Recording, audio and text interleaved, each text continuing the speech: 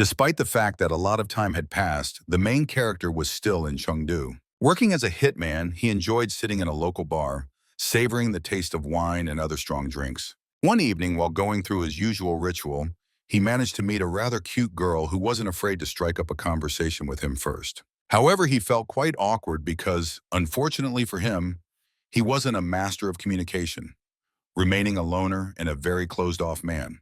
From their conversation, it became clear that the woman worked as a waitress and had seen him every time he popped into the bar for a drink and some relaxation. She also realized, while looking at him, that he was far from local.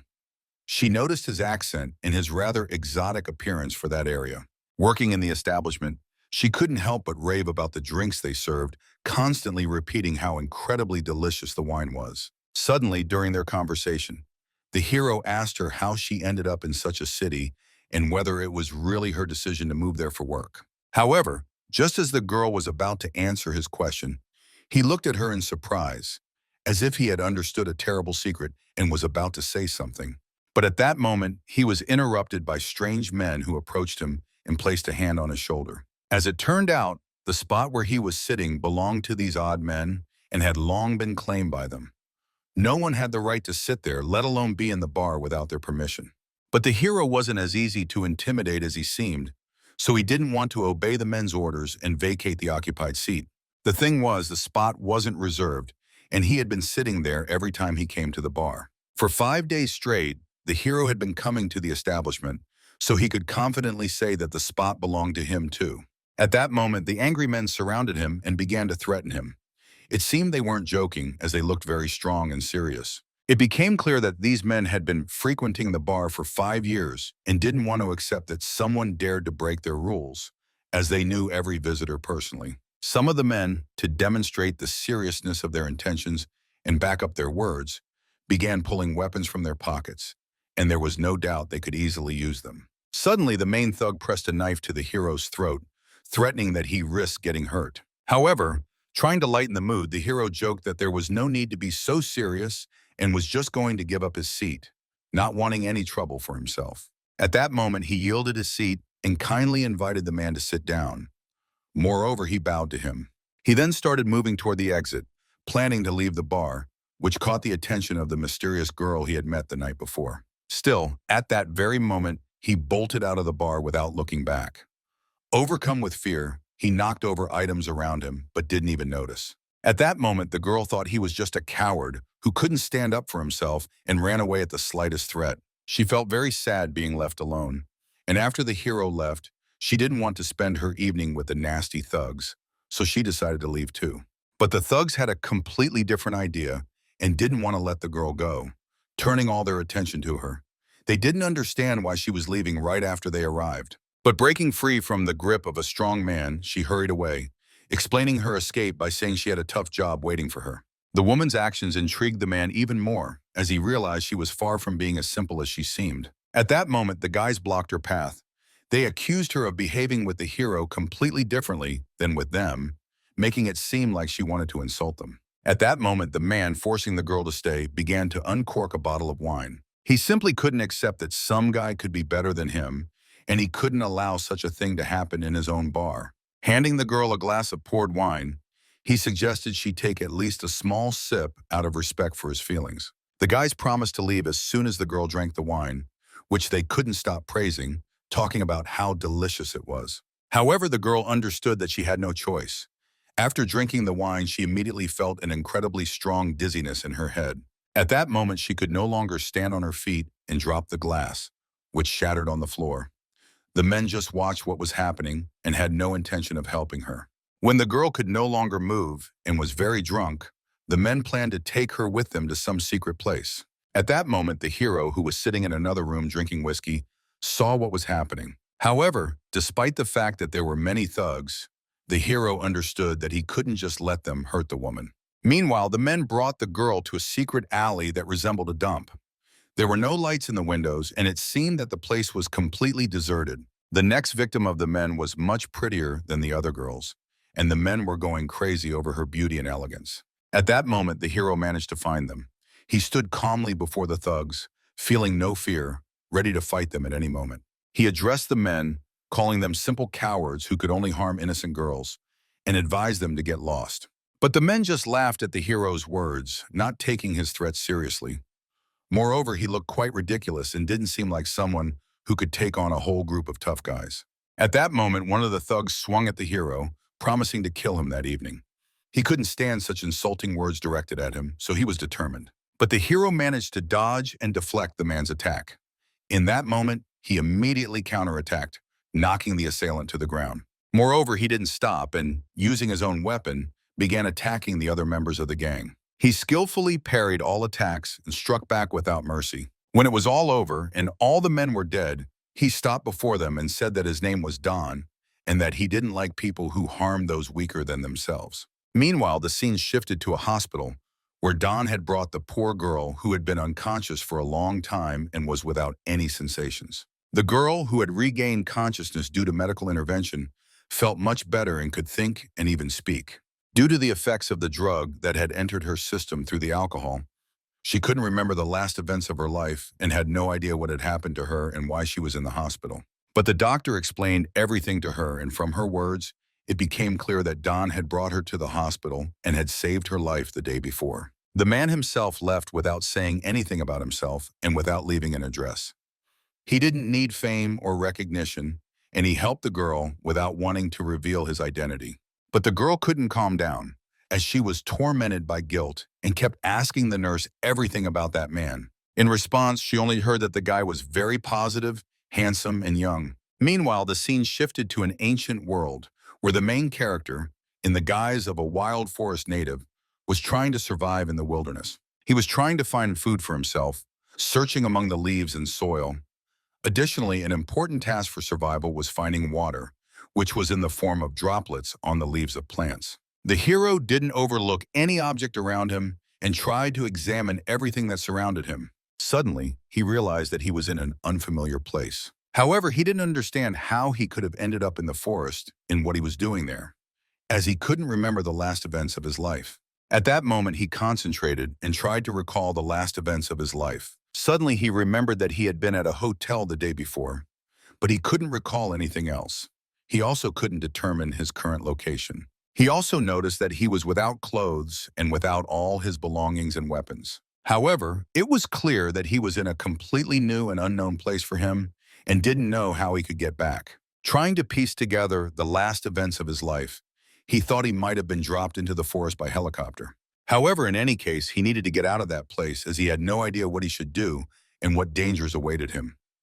It was certain that in case of encountering enemies, he might need a weapon, so he fashioned a spear for himself. He tried to make his way through the thick underbrush of the forest, as he didn't understand which direction he should go.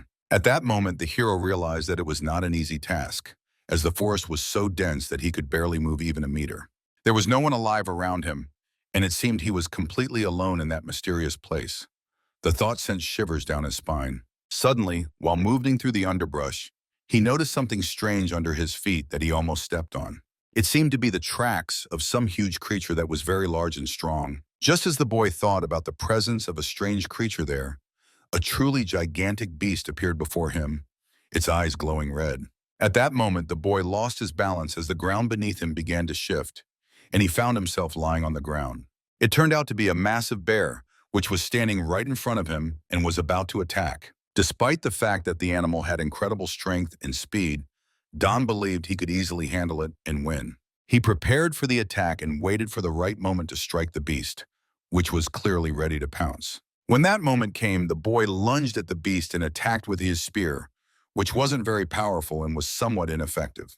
But it was clear that it was not enough, and he needed to prepare for a second round. The animal became even angrier and was gathering strength to attack the boy again. In a moment, a new attack began, and Don had to take some measures to stay alive. Fortunately, he managed to dodge and at the last moment jumped aside, avoiding injury. He came up with a new plan, realizing that he didn't have the strength to win in an open duel, so he intended to lure the animal and make it chase him. Suddenly, he spotted the perfect place to hide from the creature and simply couldn't pass it up.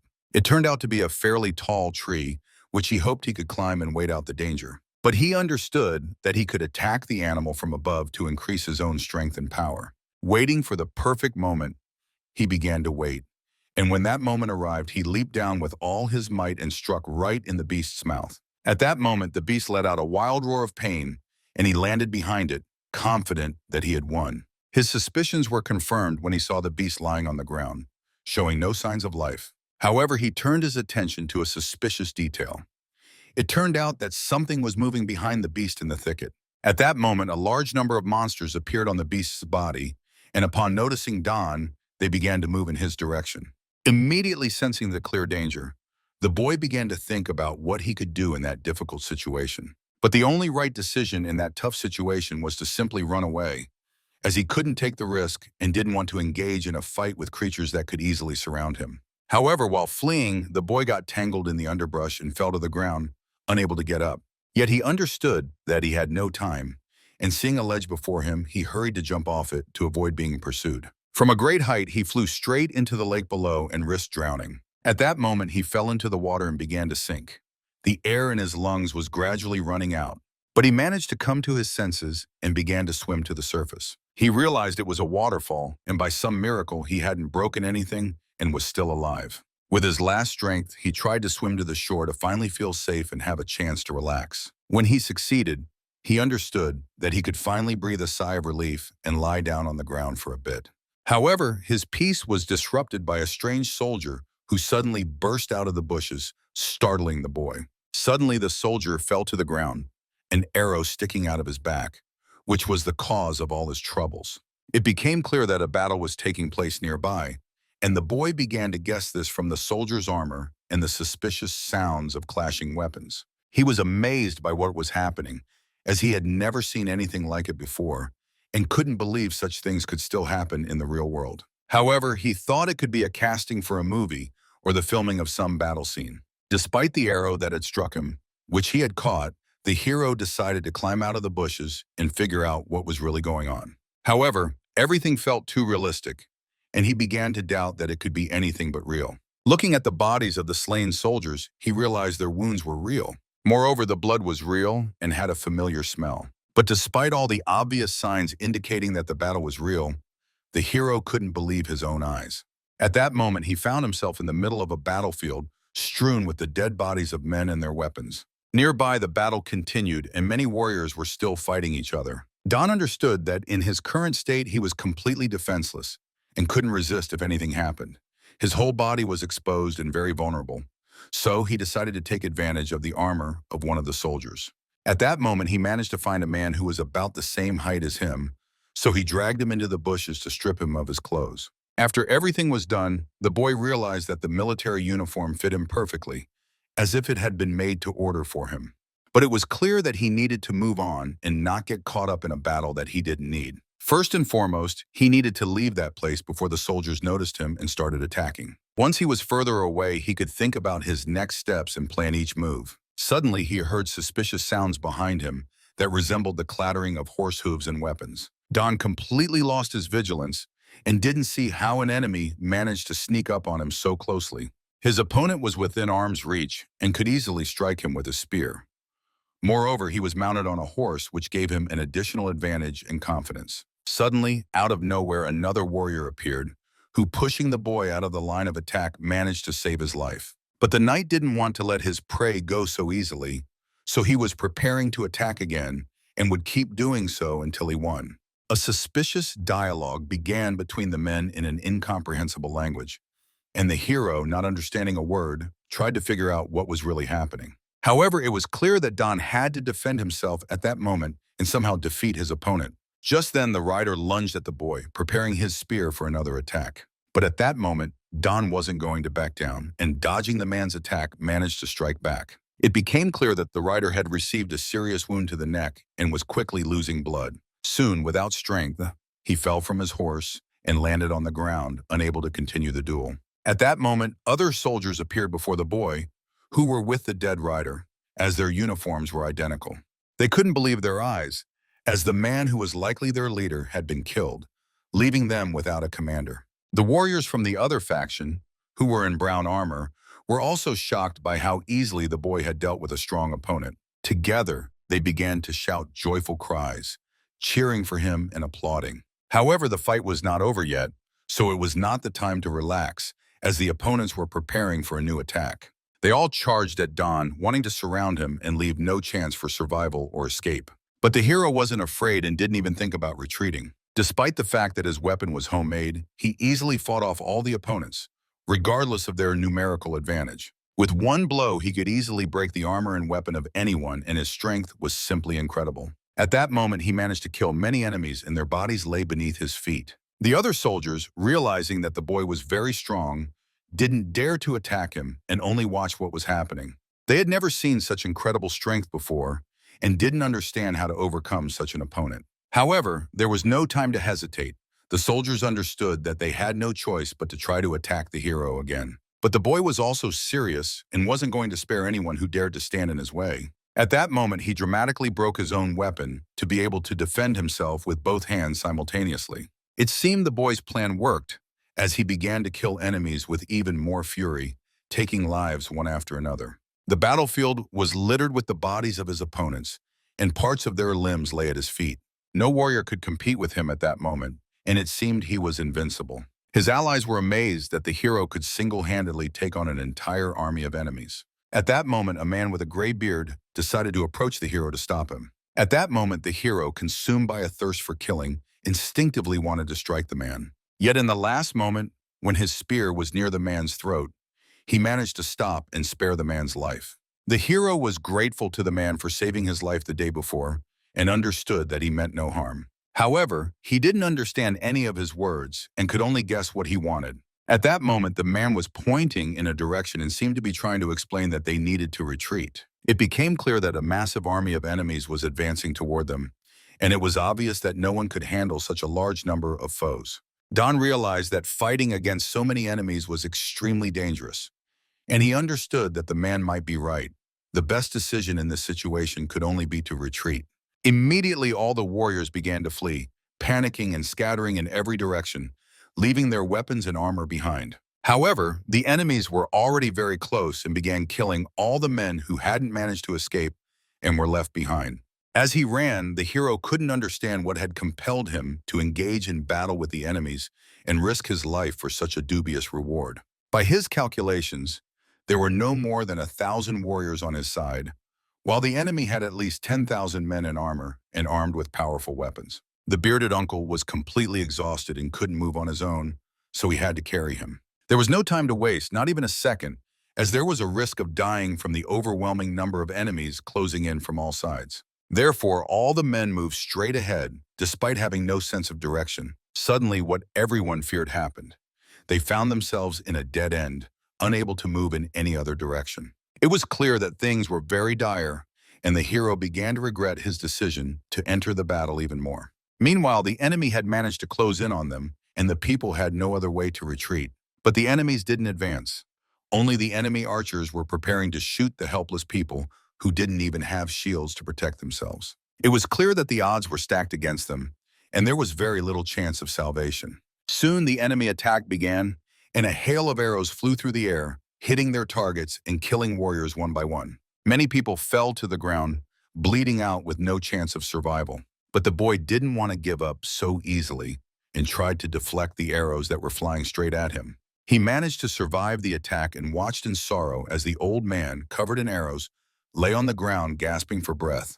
He was dying, and it was clear that no one could help him. However, the fight was not over, and the boy couldn't afford to relax.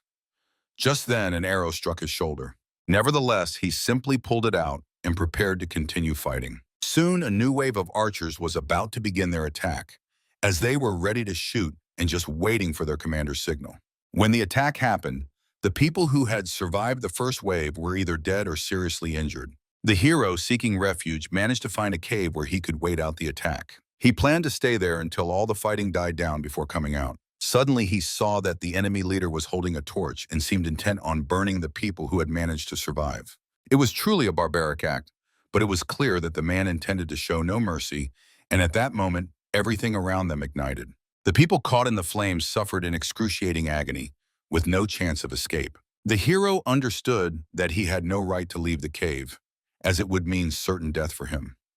So, he tried to bandage his wound to stop the bleeding. Suddenly, the god Tenjin appeared in the cave, and the boy asked if he would survive such a dire situation. However, upon seeing him, the hero could only laugh hysterically. He thought that the trials he faced might be punishment for all his killings and cruelty. At that moment, a strange hand emerged from the ground in front of him.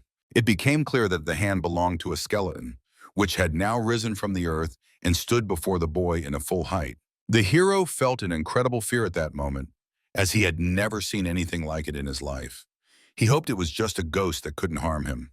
However, the skeleton gradually began to approach him, and he prepared for battle, warning it to stay as far away as possible. Suddenly, the skeleton opened its mouth and began to prepare for an attack.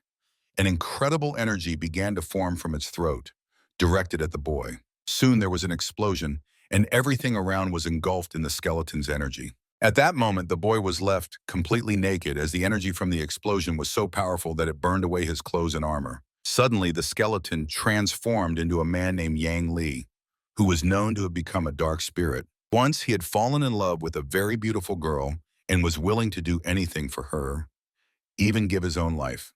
But later, he had to fight against 5 other masters for her life in the valley of Xianying. That battle could be called a clash between masters of light and darkness. And as a result, a sea of blood was shed, while the woman he loved betrayed him. Their promise to love each other for life vanished forever, as she asked the enemies to finish him off at the moment when he was already mortally wounded. Before dying, Yang Li only shouted the name of that woman and, despite everything, continued to love her. Before his death, he saw his beloved kissing his enemy and regretting all the years she had spent with him. It was the worst thing a man could experience in his life, and he vowed never to forget those events and never to forgive. At that moment, Don, coming to his senses, realized that he was experiencing all the man's events as if they were happening to him, feeling the same emotions. He realized that he was shouting the name of the woman and was constantly repeating the words that belonged to Yang Li. When he finally felt relief and could fully come to terms with what was happening to him, he understood that he had been in some kind of hypnosis. He realized that the power had transferred to him because he had shed his blood in the cave, and now he had to inherit Yang Li's memories. However, it was a pity that his aura was destroyed, and he could only absorb a small part of the energy. But the hero didn't feel disappointed, as this was already a pleasant bonus for him. Therefore, his new mission was to find and seek out the woman whom Yang Li loved and for whom he died. Moreover, thanks to the warrior's spirit, his wounds had completely healed, and he felt incredible strength and energy. There was not a trace left of his former shoulder wound, and the bandages he had wrapped around his arm were no longer needed. The hero confidently left his cave and observed the battlefield, which was littered with the charred bodies of soldiers. Don felt an incredible rage toward the enemies for mercilessly slaughtering defenseless people, leaving them no chance of survival. He was astonished that he felt pity for those people and thought it might be due to the warrior spirit. Thus, the hero vowed to take revenge on everyone who had any part in their deaths. It was also clear that the ancient warrior was very generous, as he cared for and empathized with all people. The boy knew he was in Ocean, which included 9 kingdoms. Recently, the landlords had increased their influence so much that they had become equal to the nobility itself. Therefore, the landlords had enough power to try to overthrow the real authority, but they had not yet dared to take that decisive step. He understood that the enemy army was still nearby, so he quickly began to move to avoid being seen. However, suddenly he encountered soldiers who were killing the people who had managed to survive the massacre. At that moment, the boy was excited about the opportunity to test his new powers and repay the wrongdoers for their actions. But he had to act very cautiously, as there were at least several hundred opponents, and he risked not being able to handle such a large number of armed soldiers. However, at that moment, he saw a strange man in front of him who was looking at him and asking who he was. As it turned out, that warrior was from the Fang army and therefore did not attack the hero, leaving him alive. At that moment, Don realized that the man was not a fool and had been watching him the whole time.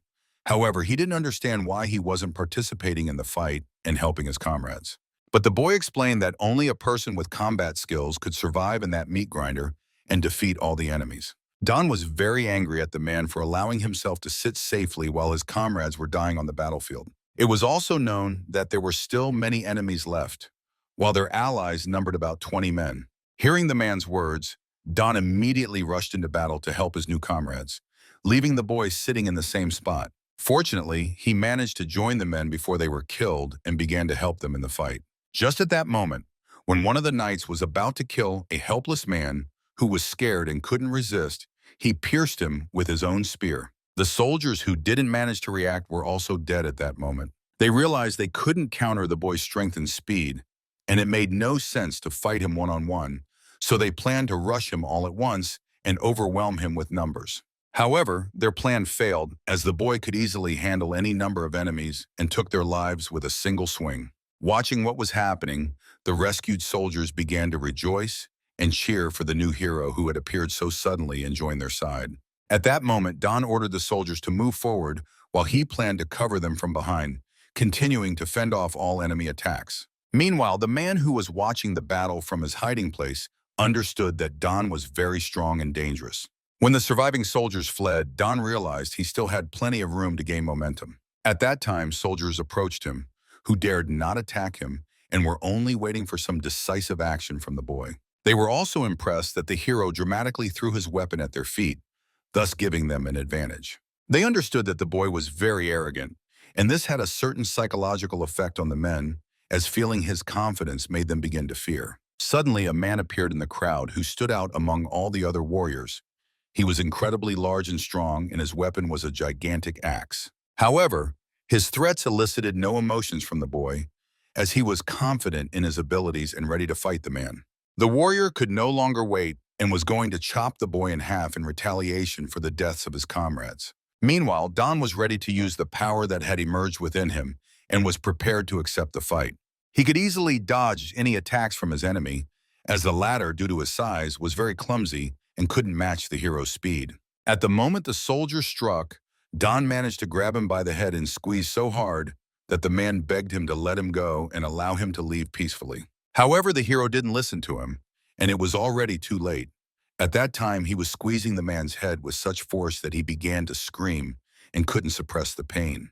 He began to burn the soldier's head and wanted him to feel the same pain as those who had been burned the day before. Suddenly, he tore off the man's head, ending his miserable life. He promised that everyone who dared to stand in his way would die and have no chance of escaping alive. The soldiers were very frightened and didn't understand who Don was. They considered him a true monster and didn't dare to attack. Watching how terrified the soldiers were, Don burst into laughter but had no intention of sparing anyone. He wanted each of them to feel the same and die a similarly horrific death as all his comrades. So at that moment, he charged at the men, starting to rip off heads one by one. With each new kill, he felt much better and didn't want to stop. The soldiers were preparing to flee, realizing that it was their only chance to save their lives. None of them had ever seen such incredible strength before, and they had no idea how to defeat Don. Meanwhile, the battlefield was littered with the remains of armor and weapons from fallen soldiers. Don was truly enjoying his work. However, after the battle, he felt very exhausted, but despite this, he thanked Yang Li for passing on such incredible abilities to him. Moreover, he had the power of dark fire, which was one of the skills of a dark arts master, and it turned out to be very helpful during the fight. At that time, the same deserter who had been watching the man and eavesdropping on his conversation realized that he was facing a master of dark arts. The boy claimed that he knew quite a bit about such unusual power from the books he had read long ago. However, he himself couldn't control the fire of a dark battle master and didn't possess any magical skills that Don had. At that moment, the hero was sure that the man would tell everyone about his magical power, so he needed to be killed to keep him quiet. But the man, trying to protect himself, began to convince the hero that he could lose a lot and put himself in danger if he dared to kill him. The thing was that the man considered himself very well read and believed that no one could tell more than he could. Therefore, his goal was to go with Don and help him. At that moment, Don told him that a few days ago he had managed to go back in time, where he witnessed events from the life of some mysterious warrior. However, the boy, apologizing to the hero for his ignorance, said that he didn't understand a word he was saying. At that moment, Don, trying to explain his words, said that going back in time literally meant moving and seeing events that had happened some time ago. However, the man still didn't understand anything and just pretended to be smart. But despite the fact that the man understood nothing, he continued to convince everyone that he was the most well-read and smartest of all. However, the hero didn't understand why the boy, being so smart, still remained an ordinary soldier and wasn't an officer. In turn, the boy didn't understand how Don could achieve success in the military field as an ordinary commoner and didn't stand out in any way among other people. The boy also wanted to help his new companion in some way and promised to collect the heads of all enemies to later receive a reward for them. The boy thought that such an alliance could bring them both great benefits and asked the hero what he thought about it. However, not wanting to listen to the boy's empty chatter, Don simply walked away, leaving him alone. The thing was that the hero simply didn't believe in the man's abilities and thought that his presence would only be a burden to him. But he spoke so harshly that the boy got the impression that he doubted all his knowledge and whether he was capable of anything at all. However, Don had no time to sort out their relationship and hurried to head to the city of the hungry spirit. But the boy knew that place was far to the west and asked what the hero wanted to find there and why he was going there. He claimed that he knew astronomy and geography so well that he could find any place even without a map. It was also clear that there were very few people with such knowledge left, so he was unique in his own right. But Don didn't believe that anyone could possess such knowledge and easily navigate by the stars and chart routes. At the same time, the hero, trying to defend himself, said that he simply couldn't lie, as that city was only a story now and had long been wiped off the face of the earth. The boy's words made some sense, as Don understood that the corpse of that strange man had decayed to bones, which meant that many years had passed since then. The hero also realized from the boy's words that it was the year 805 in the imperial calendar. It became clear that 500 years had passed since the man's death, and he didn't understand what he was supposed to do with his revenge, as his opponents simply couldn't have lived that long. At that moment, he began to think about what all these events could mean, drawing the attention of the man who inquired about his well-being. In fact, the hero was no longer certain about what he should do and in which direction to move. He was haunted by the feeling that the meaning of it all had been lost. However, the only solution in that situation was to do something unusual, something that no one had ever done before. It was worth clearing his head of the bad thoughts that clouded his mind and think about how they could escape from that cursed place. The thing was that the battle was not over yet, and soon new squads of soldiers would arrive that would be much stronger than the previous ones. It became clear that Feng and Ning had long been neighbors, so the war between them never ended, and battles were fought over the eastern territory of the river. The western territory had endless natural resources and various minerals. Therefore, it was clear that the struggle between the regions was primarily for the western regions, which were very rich and valuable territories. Each side wanted to establish control over them and seize all the wealth that was there.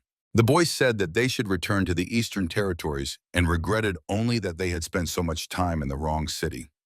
His army had lost many times, and it was unknown when they would be able to reclaim their territories. It was also known that the war never ceased, and there was a constant struggle for territories between the two regions. Suddenly, the man inquired about the hero's name, as during their time together he had never learned it. At that moment, the hero briefly replied that his name was Tengen. Had the hero remained in the army, his powers and skills would have been highly valued.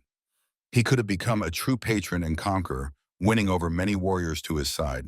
At that moment, Don had the impression that the man wanted to befriend him. But it wasn't that simple, as the boy understood that he was the only one who knew his secret, and the best solution was to simply kill him. On the other hand, he was still quite useful and could lead him to the right place, so he was very important to him at that moment. It was clear that the boys could no longer stay in that place and delay, so they needed to start moving immediately. Don trusted his partner and allowed him to chart the course, as he himself had no idea which direction they should go. The man decided that they should head to Tongmen, as it was one of the few places where they could be safe. Moreover, there were many allied troops there. It became clear to the man that Don was a novice in spiritual combat mastery and had only recently reached his level. The man claimed that the dark flame the hero used in battle was a deadly charge, and he was certain that he wielded the very first level of dark fire. However, the guy knew that dark fire had 3 levels. The first was deadly combustion, which could incinerate any opponent. The second was spiritual combustion, which allowed one to gather all the energy percentages. The third level, absolute combustion, could turn everything in its path to ash. But suddenly, Don interrupted the guy, forcefully covering his mouth and throwing him to the ground to prevent him from speaking further. He felt a thirst for blood and understood that some enemy could be approaching them. Ordering the guy to stay behind him, he prepared to move forward to check what was happening and ensure their safety. Just then, a bald man leaped out from the bushes, ready to attack him with his own spear. But with a single strike, Don managed to deflect the man's attack, sending him crashing to the ground. His weapon proved utterly ineffective. As it turned out, the man wasn't alone. His comrades were waiting behind him, stunned by what they had just witnessed. They rushed to help their commander, but he ordered them to stop and not engage with the guy, as he was in the same uniform and fighting on their side. It became clear that this was the guy who had saved all those people who were about to attack him, and they were all on the same side of the barricades with him. People began to admire how skilled the guy was as a warrior, recalling all his feats and how bravely and valiantly he fought. At that moment, it was clear that the guy had spent too much time here and needed to set off in search of the city. Moreover, he was glad that the men remembered him and were on his side. Approaching the man, Don asked why he had been hiding in the bushes and planning to attack him, as his people didn't seem like the type to run away. However, it was clear that the soldiers were very tired and couldn't move as quickly as they had before the battle. The man insisted that all the soldiers should go with them to the city, as they risked dying if the enemy managed to reach them. However, Don wasn't too thrilled about the idea of others joining him, casting a disapproving glance at his comrade. But he assured Don that a larger group of people wouldn't hinder them. On the contrary, it could make their movement easier and faster. So, the people began to move. Along the way, they encountered mountains of incredible beauty, marveling at how stunning they were. The story of the men who began to move together was just starting, and there would be many more obstacles ahead. Meanwhile, the men encountered a convoy and planned to hide to wait for it to pass in a safe spot. They also noticed that the convoy had horses. It was clear that if the men could capture them, their movement would speed up significantly, allowing them to reach a new level. Therefore, they began to devise a plan to steal the horses, thinking of how to execute it without revealing their positions. However, the guys were spotted, and the convoy charged toward them, trying to catch and kill all the escapees. As it turned out, these were people from another group who weren't moving with the men toward the city. Most likely they were survivors from the battle. Meanwhile, the convoy managed to catch up with the men and began killing them one by one, showing no mercy. Among the soldiers was a man in a helmet and bare-chested. He stood out with incredible strength and size, seeming capable of easily killing a dozen soldiers with a single swing of his sword. At that moment, he began to annihilate everyone around him, giving no one a chance to escape. All the people, including Don, watched in shock as the man ruthlessly destroyed everyone in his path. The brute promised everyone a swift death and could easily lift a healthy soldier into the air with one hand. At that moment, the soldiers who had lost hope began to cry for help. But that didn't affect the brute. It only fueled his rage, and he killed the helpless men with even greater brutality. The man noticed that his comrade couldn't just sit back with his arms crossed and was preparing to jump into the fray to help the men. He urged him not to get involved in the fight and not to risk his own health or that of his comrades.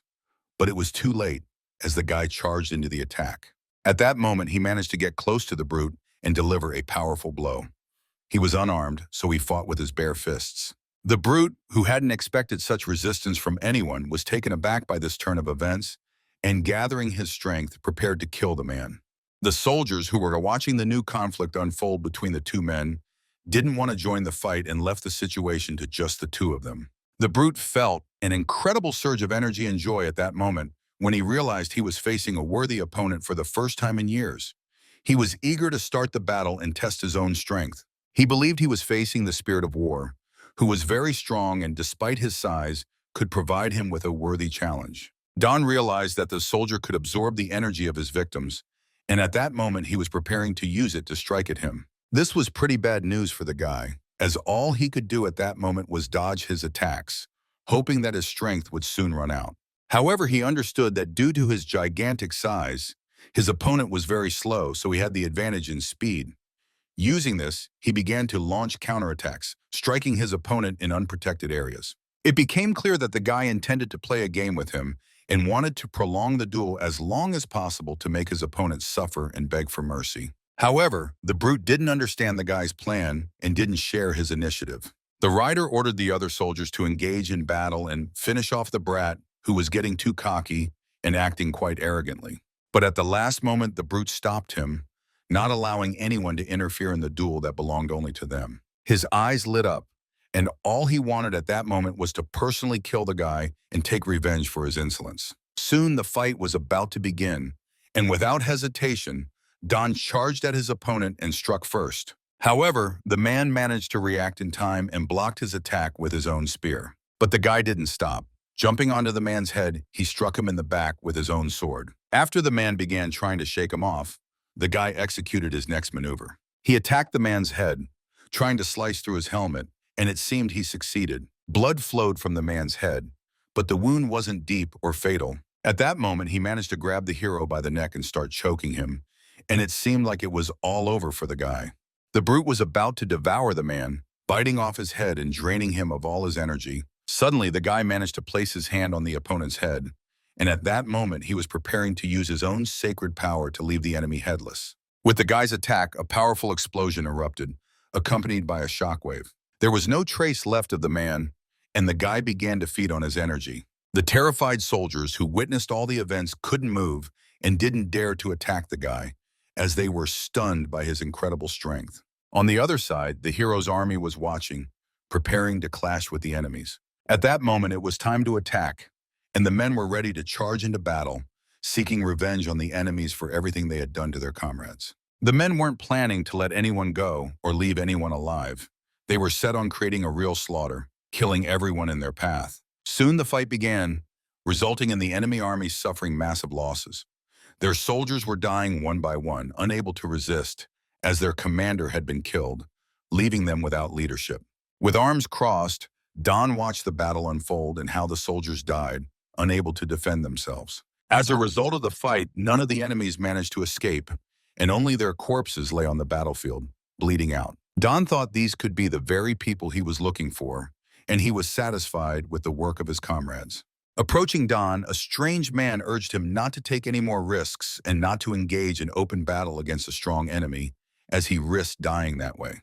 But the hero coldly responded to the remark, not taking the man's words to heart. However, hearing the hero's response, the man grew angry, realizing that his life depended on him, so it was worth clinging to every opportunity to survive. But at that moment, the man suddenly fell silent, noticing a strange object on the ground that caught his attention. It seemed that the object enchanted him, as he abruptly forgot all his accusations and focused entirely on it. Suddenly, he shouted loudly, and it became clear that the mysterious object in his hands was a heliarch. As it turned out, the token belonged to the head of the enemy army, whom the hero had killed, and it was a rare reward for his death. The thing was that the token could serve as direct proof of the death of the one who carried it in life, and it could be used to obtain a valuable reward for the kill. Therefore, the soldiers needed to collect all the heads of fallen enemies and their tokens to later exchange them for rewards. Meanwhile, night fell, and the people stopped at a pass. The hero ordered Eugene to come over for a few words. Don asked the guy how many people they had and how many of them could continue fighting and moving forward. As it turned out, there were just over 100 people, and Eugene had divided them into 4 groups with temporary commanders in each. This was necessary to ensure their safety during the journey. Additionally, the people needed to move quickly to reach the city in time. To demonstrate the seriousness of his plan, Eugene intended to introduce the hero to the 4 captains who led each group. At that moment, 4 men appeared before Don, bowing to him and introducing themselves by name. As it turned out, the men were named Yu Hua, Zhang Bao, Lia, and Zhang Hyun. After the hero met the men, he let everyone go and allowed them to sleep, as they had a tough road ahead. And according to his predictions, it was going to rain. Meanwhile, the events shifted to the next day. As the hero had predicted, it started to rain and continued all day without stopping. It was clear that at the pace they were moving, they wouldn't even make it to their destination in 10 days. But the men were moving too quickly, and they needed a break to restore their strength and nerves. However, time was very limited, and they couldn't linger in one place for too long. At that moment, a guy who had been waiting a long time for his commander's words about rest fell to the ground and didn't want to get up. At that moment, the hero addressed all the other members of his team and allowed them to take a short break. He also had a conversation with the leader of one of the groups and ordered the man named Zhang Bao to come to him. The thing was that as soon as the men stopped to rest, it was necessary to send soldiers to patrol the area to check for any threats within a few meters. However, 5 minutes was hardly enough, and the man didn't see the necessity of taking such measures and wasting people. Nevertheless, Don was unyielding and explained that such measures were absolutely vital. However, Eugene agreed that 5 minutes was too little to raise such an alarm. At that moment, the man became very angry, as he believed it was better to take extra precautions than to die at the hands of enemies. Meanwhile, the guys on patrol approached the camp, having spotted enemies right in their path. No one could believe that everything could happen so quickly, and already during the first patrol, enemies had been found. However, the people were very far away, and it was impossible to determine their exact number. It was clear only that they had horses, which was a very good sign for the people who desperately needed them at that moment. Don ordered all soldiers to take combat positions and leave nothing behind to avoid revealing their presence. Everyone needed to close their mouths and stop talking, as the enemies were already very close. At that moment, Eugene couldn't help himself and poked his head out to look at the enemies moving in their direction. But Don managed to stop him, hoping that he hadn't been noticed. However, the guy couldn't believe his eyes, as he was shocked to see that the army was led by a woman he recognized very well. As it turned out, it was Dance. But despite the woman's incredible beauty, she was not part of their faction and was an enemy. It was clear that the woman belonged to one of the strongest families in the region and had incredible influence across the continent. Suddenly, Don, leaving his hiding place, headed straight toward the enemies, causing immense fear among all the warriors. He stopped right in front of the rider, who looked at him in surprise from head to toe. At that moment, he turned to his comrades and ordered everyone to step forward. He explained that the soldiers were on their side and had no ill intentions against them.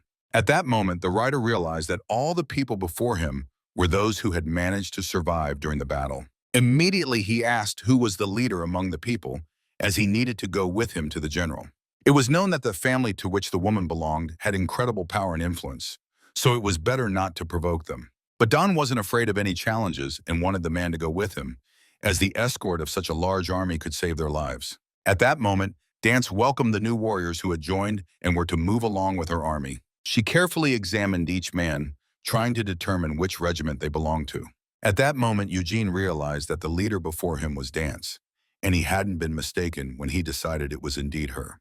Immediately, he bowed before the woman, as it was a great honor for him to meet such an influential figure. However, Don didn't rush to bow along with his comrade, causing him to panic. At that moment, the woman addressed the guy and asked if these were his people and if he was the leader among them.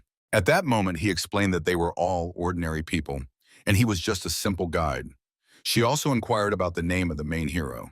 Meanwhile, all the warriors from his group hurried to bow to the woman and couldn't believe their eyes that the guy wasn't following their example and stood before her at full height. Observing what was happening, the woman realized that the guy was not as simple as he seemed at first glance. With a serious expression, she addressed him and said that from that moment on, he and all his people were to bow to her.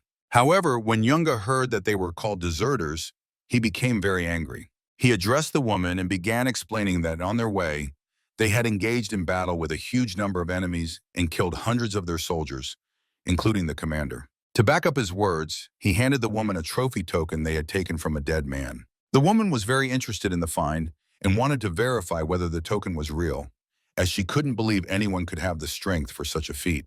But she confirmed the guy's words, and it turned out that the token indeed belonged to the dead warrior. The woman inquired who among the soldiers had killed the leader of the enemy army and who had the strength for such a feat.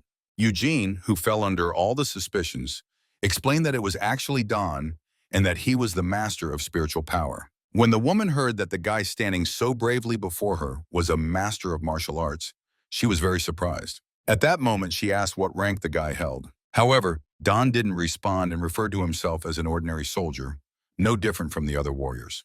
But Dance didn't believe the guy, as she had never met an ordinary soldier with such incredible strength. At that moment, the woman was preparing to use her recognition spell to find out what the guy truly possessed. The woman saw with her own power that the guy's body was enveloped in flames and his energy was incredibly powerful. After witnessing this, the woman couldn't believe her eyes, as she couldn't understand where the guy could have such immense power from. She realized that the guy could actually be one of the Dark Masters with incredible strength. Suddenly, the guy was met with disapproving looks, and it became clear that the atmosphere was gradually intensifying. At that moment, he recalled the events from the past life of Yang Li, when everyone mocked him for not being an ordinary boy. He constantly suffered beatings from much stronger men, who hit him so brutally that he needed months to recover. The guy begged the men to stop and not touch him, but they wouldn't listen and continued to torment him. The reason for all this was also that the guy continued to practice dark combat power, which would inevitably lead him to death, as the boys had promised to kill him next time. The man was given an ultimatum and was told to leave the settlement and never return home. At that moment, Don couldn't control his combat power and, drawing his weapon, prepared to attack the army of warriors. Dance was shocked by what she saw, and all the other people couldn't explain the guy's actions either. However, the hero understood that there was another light master among the crowd, and to survive, he would have to kill him. The army of warriors, led by the rider, was about to charge into battle to protect the general and prevent the guy from killing him. However, the woman stopped the soldiers, assuring them that the guy was not their enemy, and explained his actions by saying he simply didn't want everyone to know he was a master of dark power.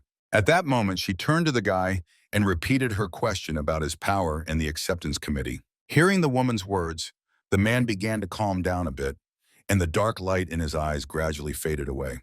At that moment, Eugene rushed over to him, also trying to calm him down, saying there was no longer any need to hide his power since everyone already knew everything. He also advised the hero to say nothing and just nod his head at every word Dan said. The woman became very interested in the unpredictable boy and suggested that he become her level 3 caliph. When Eugene heard the woman's proposal, he was taken aback and couldn't believe his eyes. At that moment, he dashed to the hero and ordered him to kneel immediately and thank the woman for her mercy and kindness. However, Don only coldly replied and dryly thanked the woman for her offer. Dance explained that he deserved such a title, as only a strong person could kill a general of the enemy army and save so many lives. However, she explained that at that moment, she and her people were in a very difficult position, and she couldn't provide a group of 1,000 warriors.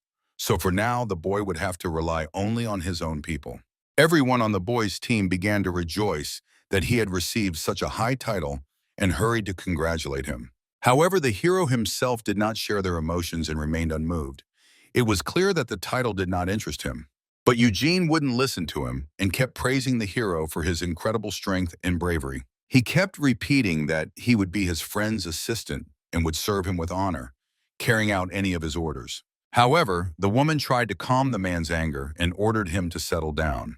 There was no more time to waste, so she commanded everyone to continue on their journey. Don understood that without horses, it would be very difficult for him and his friends to get out of the forest. Just then, a rider called him over, preparing to say something. The rider began to apologize to the boy for behaving rudely and not taking him and his power seriously. As a gesture of reconciliation, he wanted to give the boy a horse. However, the boy said that nothing serious had happened and simply thanked the man for his generous gift. From that moment on, they were to fight on the same side, and there was no need for any formalities. The rider explained that he was only a few years older than the hero, and his name was Wu. At that time, the hero decided to take advantage of his new gift and tried to mount the horse, or at least confirm that the animal was very fast and strong. Wu explained that one should show respect to the horse, as the animal was very sensitive and could feel the negativity that surrounded its owner. However, the boy handled the horse very well, and there was no doubt that he was a master of his craft. The people had to move until evening, and only then could they take a short break. The rider also promised to provide the hero with new armor, but he couldn't help with manpower or soldiers. The thing was, they had lost many battles and they had very few soldiers left. The 3rd and 4th Corps of his army had over 20,000 warriors combined, but all of them had either died or gone missing. Moreover, many caliphs had been killed or severely wounded. Fortunately, the women who led the army remained unharmed, so there was still hope in the army, as their commanders were alive. At that moment, the hero listened carefully to the man, analyzing every word. He thought about the woman and couldn't understand how she could keep such a large army in fear. Meanwhile, the column of soldiers continued to move forward, while the boy was lost in his thoughts. Suddenly, he called out to Eugene to catch up with him. Taking advantage of the boy's intelligence, he asked him who those strange women were and what they were all about. But the boy was shocked that the hero had asked him such an unexpected question, as he couldn't believe he knew nothing about them. That's why he hurried to tell the boy more about them. As it turned out, the woman who awarded him the title was the general of the entire army. The other woman, who was her sister, was named Wu Im and also held considerable influence and respect among all the warriors. However, the young man warned that Don should be very careful with them and not let them deceive him, as despite their appearance, they were very dangerous. He called them cold-blooded and ruthless demons who could easily kill anyone without feeling guilty. When the hero heard these words, he was very surprised and couldn't believe that women could hide such incredible power within themselves. However, he didn't change his expression and tried to remain calm. Meanwhile, evening fell, and the people set up a tent to stay for the night. Suddenly, it became clear that someone was looking for the hero and asking everyone where he might be.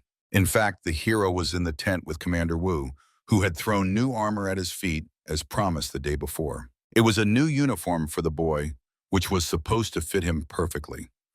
He also brought the boy new equipment that was much sturdier than what he had before. Among the equipment, the boy found his badge, which he had earned in battle against the commander of the enemy army.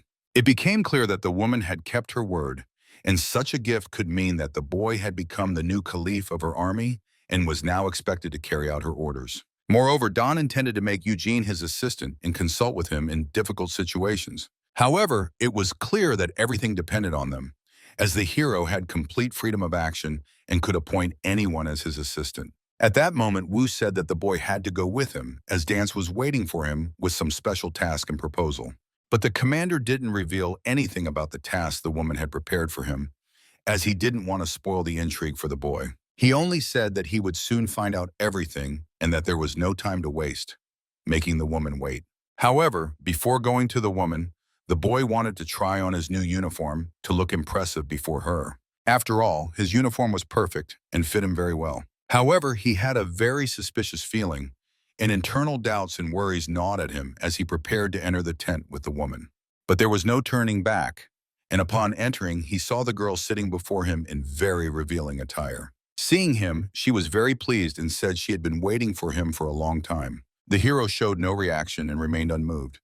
He coldly asked the woman what she needed at such a late hour. However, the girl did not respond, only teasing him, making him wait and feel even more awkward. She called the boy very smart and brave, and she noted that his new uniform suited him very well and looked like it was tailored just for him. However, the boy realized that the woman might be mocking him, resorting to manipulation. Suddenly, the woman ordered the boy to sit down and pointed to a spot opposite her. Still, the boy was curious about what the woman really wanted, so he decided to sit in front of her and see what would happen next. All the while, she scrutinized the boy, admiring his musculature and sharp facial features. She also noted that his new weapon suited him very well. As it turned out, that sword belonged to her and was a gift from her father for her coming of age, so she cherished it dearly. She addressed the boy and expressed her hope that he could stay with her for a while longer, to which he replied that she was very generous. She began to talk about her army, and it turned out she knew the location of the enemies, and the only way to bypass them was marked on the map. It was clear that they should return to the city and repel the enemy's attack, which was already on the way, and it was evident that they were in for a tough job. However, this fact did not upset the woman much, as her attention was completely focused on the hero, who had softened a bit and changed his expression. She addressed the boy, calling him a dragon and a phoenix among other people. She also wanted him to take command of a unit and strike at the center of the city. Meanwhile, the main forces were to attack from the flanks, thus easily breaking the enemy's resistance. Moreover, the enemy's forces were not too large, and there were just enough troops to surround them. She hoped that the boy would not refuse her and would try to carry out the assigned task. At that time, the hero thanked the woman for her generosity and promised not to remain indifferent to her request, risking his own life to fulfill what was needed. At that moment, the woman leaned closer to the man and asked if he wanted to stay with her a little longer. However, the man pulled away and stepped back, looking the woman straight in the eyes. He said he had never been good with women and relationships were not his thing. He was best at killing people and took pride in being a good warrior and a skilled swordsman. Moreover, he understood the woman's plan, which seemed quite obvious and at the same time very calculated. At that moment, he headed for the exit and asked the woman for permission to leave her. When the boy returned to his own tent, he planned to discuss everything that had happened between him and the woman with Eugene. Furthermore, he wanted to tell him about their new battle plan. When the boy heard about the attack plan, he screamed in fear, thinking it was a certain death. At that time, the hero suggested that he come up with a better solution based on his own knowledge and experience. They needed to devise a plan to break deep into the enemy ranks to reach their commander. At that moment, the boy began to think and sift through numerous options in his head, trying to find the best solution in this difficult situation. However, a direct breakthrough was the only way to accomplish that challenging task and reach the commander directly. The next day, all the warriors in the camp received orders to move forward and prepare for the upcoming battle. None of them had the chance to retreat or surrender.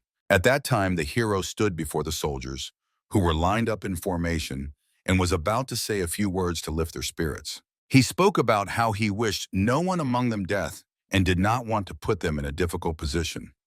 He promised that he would not force anyone to go with him and gave everyone the right to choose. One of his commanders, kneeling, was about to pledge his loyalty to him and set off with him on any mission. His example was followed by other generals, and it was clear that his entire army was completely on his side. All the soldiers began shouting the man's name, agreeing to go with him and die for him, feeling no fear in the process. At that time, the hero turned to one of the commanders and ordered his men to disguise themselves in enemy uniforms to blend in.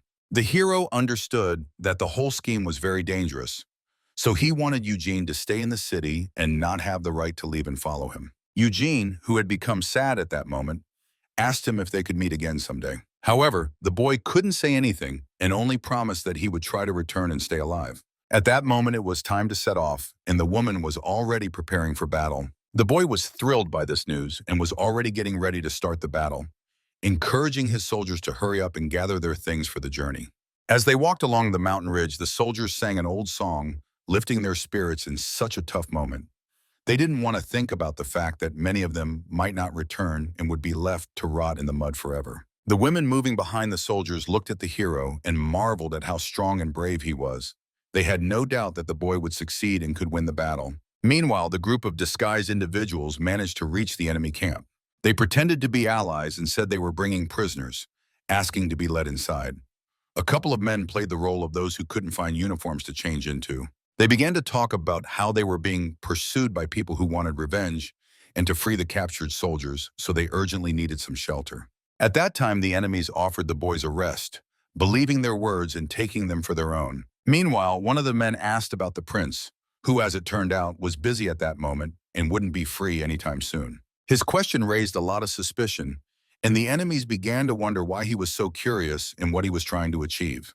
At that moment, a soldier tried to catch up with the man who was about to leave, but he managed to draw his sword and strike him right in the neck. Suddenly, a fight broke out among the soldiers, and the heroes began to kill the soldiers who rushed in at the noise. One of the soldiers tried to shout to others for help, but at that moment, the hero managed to behead him. The battle was escalating, and caught up in the moment, the man didn't notice how the enemies had multiplied, and he simply couldn't resist their overwhelming numbers. At that moment, he found himself completely surrounded, and the soldiers who began to approach aimed their spears at him. Suddenly, an attack was launched, and the men, speeding up, aimed their weapons at him, ready to pierce him. However, at that moment, he managed to dodge, and the spears clanged above his head.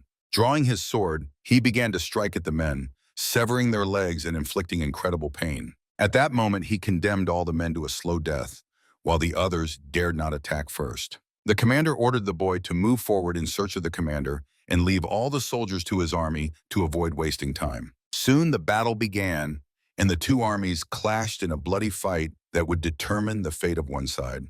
Meanwhile, an alarm was raised in the camp, as they realized that their commander was in danger and that he was being hunted. The hero understood that the guard in the city had been strengthened and that he needed to reach the main tent quickly, where the commander was supposed to be, to avoid condemning his warriors to certain death. Suddenly he heard some noise, and someone entered the tent where he was hiding, aiming a weapon at him and asking who he was. However, the hero pretended to be one of them and said he was hiding in the tent because he was scared of how strong the enemy was. It seemed the man believed his words and was disappointed that the boy allowed himself to hide in the tent while his comrades were fighting the enemy. At that moment, calling the boy a coward, he threatened him with a tribunal and promised him certain death, or at best, exile from the country. However, the hero was not afraid and simply ordered his opponent to shut his mouth. The warrior, shocked by the hero's audacity, began to draw his own sword and prepared to kill him on the spot, enacting vigilante justice. But Don was quicker and struck first, though his opponent managed to dodge successfully. In turn, the enemy also tried to attack the boy, attempting to strike him with his weapon. But he realized that the boy was very fast and he couldn't keep up with his refined movements and maneuvers. He didn't even notice how finding himself behind him, pressed his sword to his throat.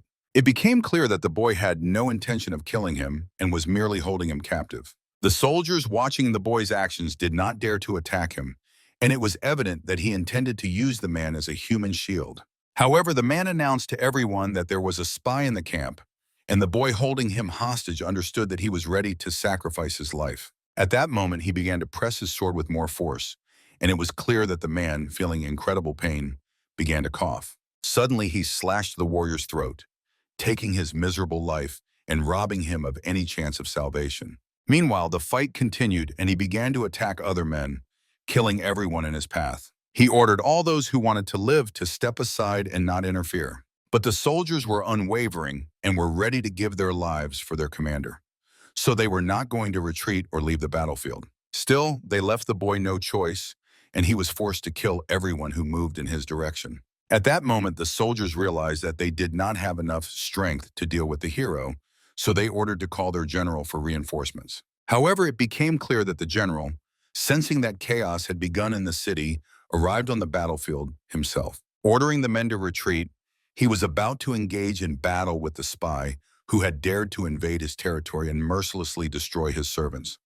At that moment, a battle was about to begin between the men, and the tension in the air gradually rose. The general understood and, seeing the boy's abilities, concluded that he was not just an ordinary soldier. He was also curious about the boy's name and who he really was. However, when the boy introduced himself, he realized that he had never heard his name before and had no idea who he was or where his home was. As it turned out, the general's name was Yang Kui, and the hero had also never heard of his existence. The man accused the boy of many sins and offered him to surrender. In return, he promised to spare him and allow him to live. However, the boy was only focused on battle and did not want to make any concessions to the man. He also accused the general of all his sins and said that he was just a lot of noise that prevented everyone else from living peacefully and prospering. The battle was now unavoidable, and the general prepared to launch an attack, as the boy's words had struck a chord and genuinely angered him. Using his combat power, he was about to attack the boy, unleashing an explosive wave that could destroy anything in its path. At that moment, the hero felt a strong pressure from the rail and did not understand how he could dodge such an unusual force for him. The soldiers understood that they could not move and remained incapacitated.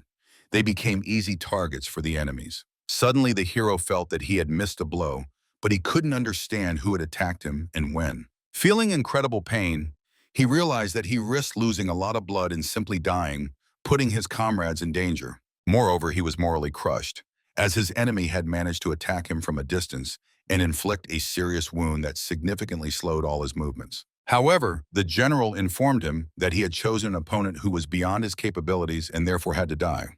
But the boy thought otherwise and did not want to give up so easily. At that moment, he tried to attack the opponent, using the element of surprise, and threw his sword at the enemy in hopes that it might work. But with one sweep, the commander managed to slice the boy's weapon in half, calling his attack a dirty trick. Unexpectedly for himself, he realized that the boy had charged toward his warriors and was about to kill them all. In that moment, he tapped into his own holy power and could easily kill everyone in his path, despite the severe injury he had sustained the day before. However, thanks to the dark energy, his wounds completely vanished, and he continued to fight, undeterred by anything. At that moment, the general, seeing the fear in his soldiers' eyes, was ready to charge at the guy to finally end it all and kill him. But the hero managed to dodge his attack and simply vanished from his sight. In reality, he kept attacking people, draining their energy. With each new kill, he fed off their fear and grew stronger and stronger. The commander felt an immense rage at that moment, unable to believe his own eyes. Moreover, he felt deep sorrow for the men who had died for nothing, unable to stand against the boy's power. Suddenly, it became clear that the commander had a spear of incredible size, which radiated a bright light.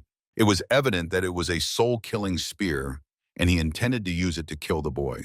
Suddenly, a hail of shards rained down, indiscriminately hitting everyone. The man was so furious that he even killed his own soldiers, but he was determined to strike the hero at any cost. At that moment, the hero, seeing a tent in front of him, realized he needed to get to it. He also noticed the soldiers guarding it and was surprised by how calm and unflinching they were. Most likely there was someone important inside the tent. Furthermore, he understood that he didn't have the strength to defeat the commander, whose skills were beyond his comprehension. Meanwhile, a hand emerged from the tent belonging to a man who was bewildered by what was happening. However, the soldiers assured the man that all enemies would soon be killed and ordered him to return to the tent to avoid danger. Still, the man didn't believe that some petty thief could cause so much trouble for an entire army, so he didn't take his servant's words seriously and didn't hurry back inside. At that moment, he decided to step outside and ordered all the servants to part ways. He wanted to see with his own eyes that infamous thief for whom such a fuss had been raised and so many guards had been summoned. However, the soldiers continued to assure him that it could be very dangerous for his life, as the enemy might wield dark combat power. Suddenly, the sound of clashing weapons was heard, and it became clear that the soldiers were preparing for a duel with the boy who was approaching them. However, the boy was so fast that he easily slipped through a line of warriors before they could close their shields and form a solid defense. At that moment, the captain was furious with his soldiers for being so helpless and allowing the boy to get through. It was then that Don began to kill all the soldiers in his path, leaving no one with a chance of survival. But the captain wasn't about to let that slide and was determined to finish the boy off. So he tried to get closer and attack from behind. With a powerful strike, the boy was sent flying several meters away, leaving a long trail in the ground behind him. At that moment, the commander began to think that the general could defeat the hero and had killed him. Therefore, he no longer posed any threat. So he was utterly shocked when he noticed that the boy was still alive and trying to get back on his feet. He ordered his soldiers to rush at the boy and mercilessly finish him off, not giving him a moment to recover. However, the hero wasn't about to give up easily and continued to resist, deflecting any attacks that came his way. His body was covered in small cuts and wounds that hurt terribly and bled profusely. Those warriors were much stronger than the previous ones, so the boy felt that fighting them was incredibly difficult and problematic. Each new attack took an immense toll on him. He realized he was starting to lose the battle, having sustained numerous injuries once again. Gradually, his armor began to break, and he risked becoming defenseless. But his eyes burned with a dark glow, and he was ready to tap into his own power to heal his wounds and continue attacking the soldiers. At that time, the king vowed to tear the boy apart and devised the worst punishment imaginable on the entire earth. Immediately, the soldiers began to strike the man with even greater brutality, trying to finish him off and pierce him in half. However, at one moment the boy vanished, and the soldiers' spears began to attack the air, clashing against each other. The commander realized that the boy was a shadow assassin, and in this way he had only managed to distract the defenders, buying himself even more time. He tried to shout to the soldiers, ordering them to immediately defend the prince. However, it was already too late, as everyone saw that the hero had positioned himself behind the man and was holding him hostage. The prince, who hadn't expected such a turn of events, was terrified and didn't know how he should act in that complicated situation. The hero understood that the military was beginning to surround him, and to prevent this, he ordered everyone to keep their distance. Otherwise, he was ready to turn the man into a mere pile of ashes. The general shouted at him at that moment, ordering him not to dare touch the prince or harm him in any way. However, the boy began to blackmail the general, saying that if he wanted to save the man, he had to do something for him. The general understood that he had no choice. Besides, time was running out, and he agreed to the boy's terms and began to listen to him. At that moment, he was about to attack the boy using his own combat energy. However, the hero stopped him and said that the life of the ruler was in his hands. Moreover, the hero pointed out that it wasn't wise to use holy power to crush his morale, as it wouldn't work on him. At that moment, the boy said that his sacred power would kill the man faster than the general could strike. At that moment, the general could wait no longer and asked the boy what he wanted and what he needed. The first condition the hero set was to free all his people who had been captured or were suffering under the oppression of his army. The general easily agreed to the boy's first demand and promised to release all the captives. At that moment, he began to choke the prince and demanded that the general immediately fulfill his whim and not delay for even a minute. However, the hero understood that he was in a very bad position as he was surrounded by strong enemies. Despite having the leader in captivity, no one could help him as his comrades were too far away and occupied with something else entirely. Suddenly, the man's orders were being carried out, and the soldiers brought him all the captives they had managed to take during the battle. However, there were very few people, and it became clear that most of them were already dead. The hero ordered his soldiers to surround him to prevent the enemy soldiers from getting close. Meanwhile, he began to announce his next request and ordered them to prepare 30 horses and provide weapons and all necessary equipment for his people. However, the general was shocked by such a proposal, as he didn't understand why the boy needed so many weapons and horses. Nevertheless, he had no choice, as the boy was already getting angry and promised to kill the prince immediately, leaving him no chance for salvation. At that time, preparations began, and the hero was being prepared to receive 30 fully equipped horses with all the necessary gear. At that time, the hero ordered the soldiers at the checkpoint to let him and all his troops with their equipment through. He also intended to take the prince with him and would only release him once they were free. At that time, the prince commanded that everything be done as the hero requested, and the general, having no choice, ordered the gates to be opened and let them through. Meanwhile, the people managed to exit the city, and it was time to release the prince. However, Don understood that immediately after he released him, a real chase would begin. So to avert such a turn of events, he gave the general one last demand and didn't want anyone to pursue them. The boy also intended to release the prince only when he and all his soldiers could arrive in Tongmen. But the general considered his conditions unfair, as he thought the boy was starting to get brazen and was demanding too much. At that moment, the hero informed his comrades that they were heading to the Ping checkpoint and had no intention of returning home. However, many of the soldiers, not understanding the boy's plans, were in a panic, as they didn't know what other trials awaited them on their path. But the hero explained that they were going to the checkpoint to request additional support, as they were very few, and even gathering all their strength in Tongmen wouldn't allow them to counter the vast enemy army. Meanwhile, the general, leading his army, began to pursue the fugitives, ordering his soldiers to move faster. He understood that they had to save His Highness at all costs. Thus the chase continued, and the general, along with his best warriors, began to catch up with the men. Meanwhile, Don managed to reach the southern part of the checkpoint, where he was met by a large number of armed soldiers, and a fierce fight broke out among them. However, at one moment, an order to stop was shouted, and all the people, obeying, began to look at a single point.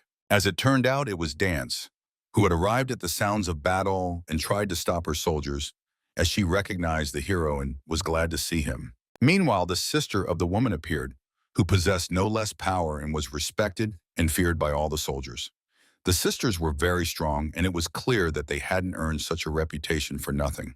At that moment, he noticed Eugene, who ran to meet him, rejoicing at seeing him alive and well. However, he understood that the boy shouldn't have been in that place at that time, as he had no combat power and risked being killed. Meanwhile, enemy soldiers caught up with the hero and were preparing to attack him. However, the hero had an ace up his sleeve that he was about to use again. Holding the prince, he ordered all soldiers to retreat immediately. However, the general ordered his men to surround the boy, not allowing him to escape this time, while he himself didn't dare to attack. Two soldiers wanted to finally start attacking and were pleased that, despite the heavy losses, they had finally managed to surround the enemy. However, at that moment, the general sternly addressed them, ordering them to retreat and not take any rash actions that could provoke the boy. At that moment, Dance approached the hero and asked who the man was that he was holding hostage and using as a shield. She forced the man to name himself and his origins, but he was so scared that he began to stutter and cry. Still, it became clear that his name was Yushun, and he was the third son of his father, who was the king of an entire city. At that moment, when the man realized that his identity was well known, he began to demand to be released and threatened with the influence of his family and father. The woman, turning to the hero, began to praise him for a job well done, saying that she had never been wrong about him and had never doubted his strength and skill. At that moment, Dance turned to the general and wanted to tell him important information. The man assured her that if she and her followers freed the prince, he would use his connections to help them leave peacefully and prevent death and pursuit. But the woman's reaction made him realize that she didn't trust him and wasn't going to obey his orders. However, she explained that no one was to be trusted at that moment. She wanted, first of all, to return to Tongmen with all her people, and only then would she consider releasing the prince. The commander believed that he could somehow negotiate with the people, but the prince, who was very afraid for his life, ordered him to do everything the hero commanded. At that moment, the commander agreed and wasn't going to take any action as long as the prince was alive, as he understood that he could only anger the man and his people. Hearing the man's words, Dance, along with her warriors, was preparing to leave him and head to the city. She hoped that they might meet again someday. As the people were about to leave, one of the warriors ran up to the commander, not understanding why he was so easily giving them a chance to leave. However, the man explained that he simply had no choice at that moment, and it was the only right decision in that situation. It was important to preserve the life of His Highness, and no one wanted to take responsibility for his death. He also intended to inform everyone that the prince had been captured and was being taken away through blackmail in an unknown direction. At that moment, the people had already moved a considerable distance away, and Dance thanked the hero for being so clever and managing to outsmart the enemies a second time. However, the boy brushed it off, saying he was just following the brilliant plan that the girl herself had devised, so it was more her credit.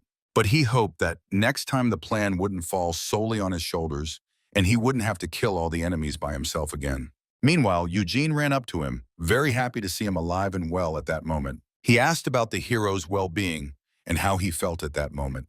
But there were no serious injuries on his body, just minor scratches that reminded him of the recent battle. Suddenly, the girl threw him some object that resembled a liquid in a container. As it turned out, it was a special liquid for numbing wounds, so the boy could use it if needed. However, the woman explained that it couldn't be drunk, as it was only used for deep and severe wounds. At that moment, the sister of the woman asked how the hero had managed to capture the prince, and it became clear that he might have resorted to magic to bring his plan to fruition. At that time, the prince began to explain that the last time he saw the man, he was standing in front of him, and after that, he couldn't understand how he ended up behind him. However, at that moment, he received a slap to the face from the hero, who was angry with him for allowing himself to speak without permission and talking unnecessarily. Dance asked the boy what they should do with the man, and she suggested simply killing him to avoid unnecessary trouble. At that moment, Eugene also expressed his opinion on the matter, saying that the man couldn't be let go just like that, and he was going to kill him himself. He also believed there could be compensation for the deaths of their people. When the prince heard the words of the people, he began to panic and cry, realizing that they weren't joking with him. Meanwhile, the people continued to move, and as they descended into the valley, they saw a huge camp of enemies ahead, which could number around 400,000 well-trained and armed warriors. At that moment, it was unclear how they could bypass such a massive army and remain undetected. However, the hero was planning to use the prince for the third time to once again be able to pass through them. But the girl didn't share his initiative and was very scared, believing that they simply had no chance, and that such a trick wouldn't work for them a third time. However, there was no time to think, and if the people didn't go there, they would find themselves in even greater danger than before, as a whole army was on their tail. They couldn't stop, as they were becoming very vulnerable at that time, so Don ordered everyone to keep moving forward and head straight into the enemy camp. However, on the other hand, if they killed the man and remained standing in that spot, they would still meet their end, so it was worth trying as they had nothing to lose. At that time, the woman ordered the soldiers to raise their flag in the air, or it would be obvious that they were the ones moving. Meanwhile, the people reached a large checkpoint ahead, which opened up, and they had the opportunity to enter. When the gates opened, they were met by a cavalry of armed soldiers who were ready to greet the men. The leader appeared before them, asking who their leader was and inquiring about the purpose of their visit to the settlement. As it turned out, it was Yu Jia, who was no insignificant man in that settlement, and his armor indicated that he was very influential. However, the woman was familiar with the man and knew that he was the second prince, the brother of the captive they were bringing to the city, and she intended to pass through the city with his personal permission. However, Yu Jia didn't want to listen to her and was determined to find out where his brother was and if everything was all right with him. At that moment, the captive began to shout to his brother to save him and help him escape from captivity. Don tried to restrain the man and shut his mouth to make him stop talking. However, the second brother shouted for the enemies to release the captive and leave him alone. It was then that the woman addressed the man, asking why he was so angry. She explained that they only wanted to pass through to Tongmen and then release the prince. But the man explained that first, they needed to release his brother, and only then would they be able to pass through the settlement. However, the woman disagreed, and it was clear that they would find it impossible to come to an agreement and make any decision. Don, who intervened in the conversation, pointed out that they had nothing to lose and that his brother's life depended on his decision and was in his hands. The second brother was ready to kill the man if even a single hair fell from his brother's head. At that moment, the hero, taking the man's ear in his hand, was about to tear it off. Suddenly, the prince began to scream in pain, and it became clear that he was left without an ear. His blood began to spill onto the ground. The boy wasn't going to stop there and said that this was just the beginning. It was clear that he was determined and wasn't going to back down from his goal. At that time, his brother, along with his soldiers, was preparing to charge at the people and take revenge for daring to harm the man. Dance didn't understand what the boy was aiming for and why he was risking so much, putting them all in danger and facing an incredible level of threat. But the hero, seeing that the men wanted to attack him, pressed his head against his victim, showing them that this was far from over. Understanding this, Yuja begged him not to harm his brother anymore, and it seemed that his action could convince him to relent. He agreed to let them pass and wanted them to promise that they wouldn't touch the unfortunate man again and would release him as soon as they passed through the city. Satisfied with his work, Dan began to move with his people, remaining vigilant. However, the girl had already promised to release the man only when they managed to reach Tongmen, and the man, having no choice, agreed to her terms. He ordered his men not to touch them and to ensure they had a clear passage through the city. But the warriors, who didn't understand the man's actions, thought he was mistaken and had no right to let them go. But when Yuja heard such words, he became very angry, believing that no one could question his orders. At that moment, all the soldiers parted, creating a long corridor through which the people were to pass. Still, there was no time to hesitate, and the people needed to start moving immediately to leave that dangerous place as quickly as possible. They caught the gazes of the soldiers, who were astonished at how the people could manipulate their own situation, easily avoiding all problems several times in a row. Dance was impressed by the boy's determination and asked why he was so confident that Yuja would let them pass. But the boy, smiling, replied that it was just human nature, and he believed that anyone in his position would have done the same. At that moment, the girl inquired where the boy's family was at that moment, as she had never heard anything about them or his background before. However, the boy didn't respond and simply pointed to the sky, lowering his gaze. It became clear that his relatives had long been dead, and he had been on his own all along, forced to take care of himself and his fate.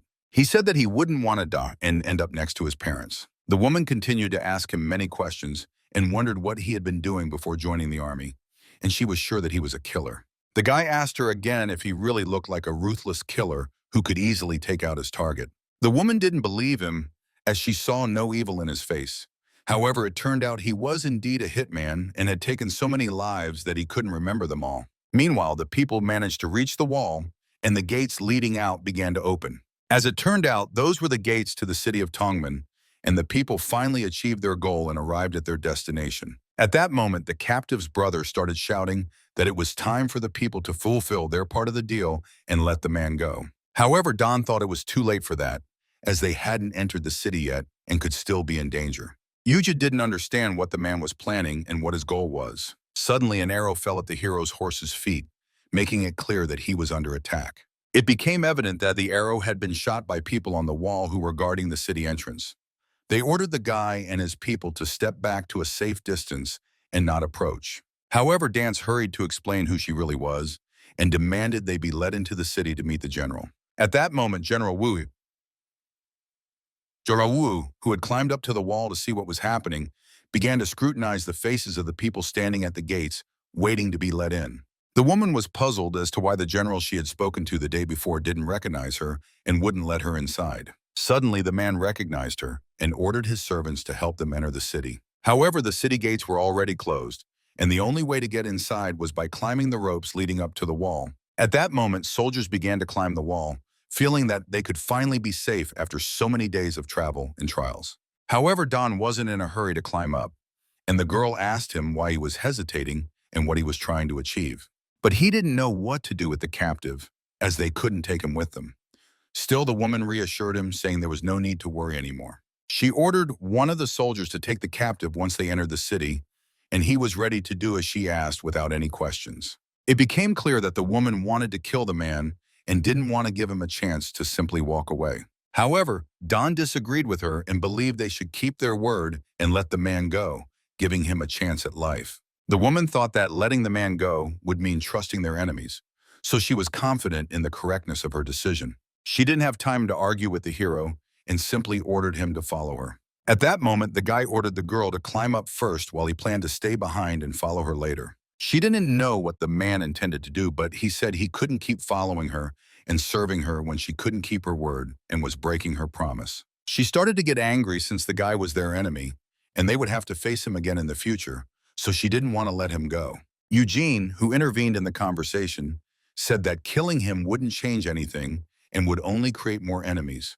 which would be very bad for them. Still, the woman decided to do as the guy wanted and said that would be the last time she listened to him. Eugene approached the hero and told him he shouldn't get into a conflict with the girl Imeni over some unfortunate captive. However, Eugene needed to start climbing up the wall and not waste any more time hesitating. But the guy intended to stay with him and didn't want to go anywhere. Despite Don's orders, he remained resolute and didn't want to leave him, even under the threat of death.